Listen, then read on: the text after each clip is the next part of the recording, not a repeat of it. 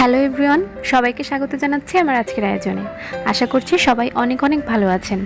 আজ তৈরি করে দেখাবো ভিন্নধর্মী এবং খুবই মজাদার একটি পুডিং। পুডিংটি তৈরি করা যেমন সহজ, খেতেও কিন্তু অনেক মজার। তো আর কথা না বাড়িয়ে চলুন মূল রেসিপিতে চলে যাই। তার আগে বলে নিচ্ছি, যারা আমার চ্যানেলে নতুন তারা প্লিজ আমার চ্যানেলটি সাবস্ক্রাইব করবেন, এবং যারা অলরেডি সাবস্ক্রাইব করে ফেলেছেন তাদেরকে অসংখ্য ধন্যবাদ। যেহেতু আজকে আমি মালাই পুডিং তৈরি করব, আর সেজন্য প্রথমেই আমি পুডিংয়ের জন্য মালাইটা তৈরি করে নিচ্ছি।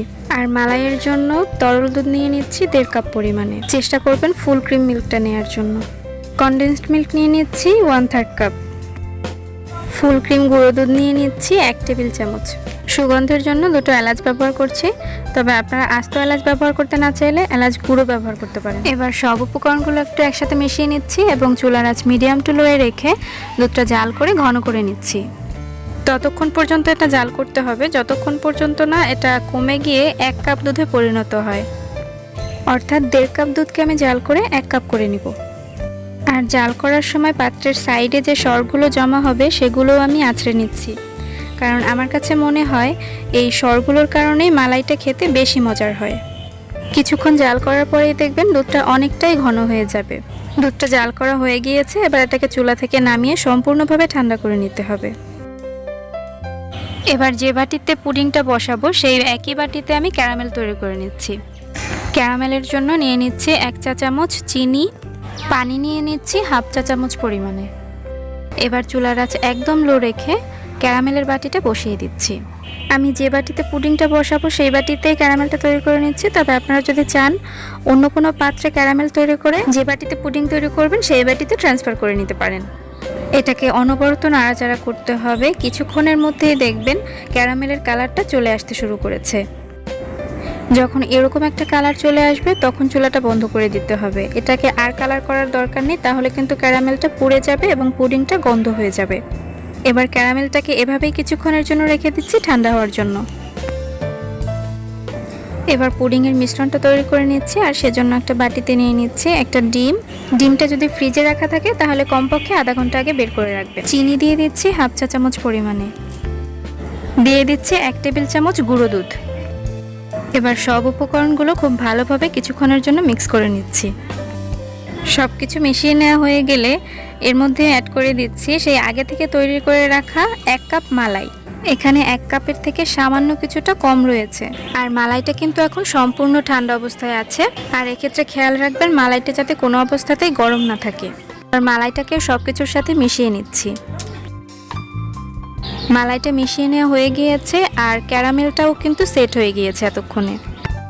এক্ষেত্রে একটি ব্যাপার খুবই গুরুত্বপূর্ণ, যেহেতু এখানে একটি ডিম দিয়ে পুডিং তৈরি করা হয়েছে তাই পুডিংয়ের বাটিটাও কিন্তু ছোটই নিতে হবে। যদি বড় বাটি নেওয়া হয় তাহলে পুডিংটা বের করার সময় পুডিংটা ভেঙে যাওয়ার সম্ভাবনা থাকে।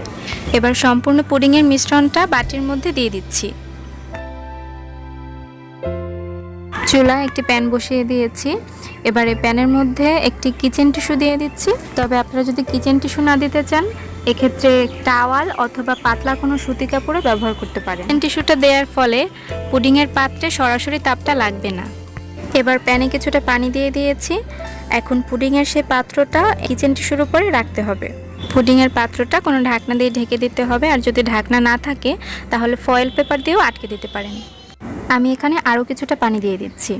পানির পরিমাপটা এমন হবে পুডিংয়ের বাটিটা যাতে 3 ভাগের 1 ভাগ পানিতে ডুবে থাকে। এবার প্যানের ঢাকনাটা আমি দিয়ে দিচ্ছি, এবং ঢাকনায় কোনো ছিদ্র থাকলে ছিদ্রটাও বন্ধ করে দিতে হবে। এবার চুলার আঁচ মিডিয়াম টু লোয়ে রেখে পুডিংটাকে জাল করে নিচ্ছি 20 থেকে 25 মিনিটের জন্য। আর এই 20-25 মিনিট সময়ের মধ্যে একবারের জন্যও ঢাকনা খোলা যাবে না। প্রায় 25 মিনিট পরে পুডিংয়ের পাত্রের ঢাকনাটা তুলে আমি পুডিংটা চেক করে নিচ্ছি। একটা টুথপিক দিয়ে আমি পুডিংয়ের ভেতরটা চেক করে নিচ্ছি এটা ঠিকঠাক ভেতরে সিদ্ধ হয়েছে কিনা। টুথপিকটা পুরোপুরি ক্লিন বের হয়েছে, তার মানে পুডিংটা হয়ে গিয়েছে। এখন চুলা বন্ধ করে পুডিংটাকে আমি পুরোপুরি ঠান্ডা করে নিচ্ছি।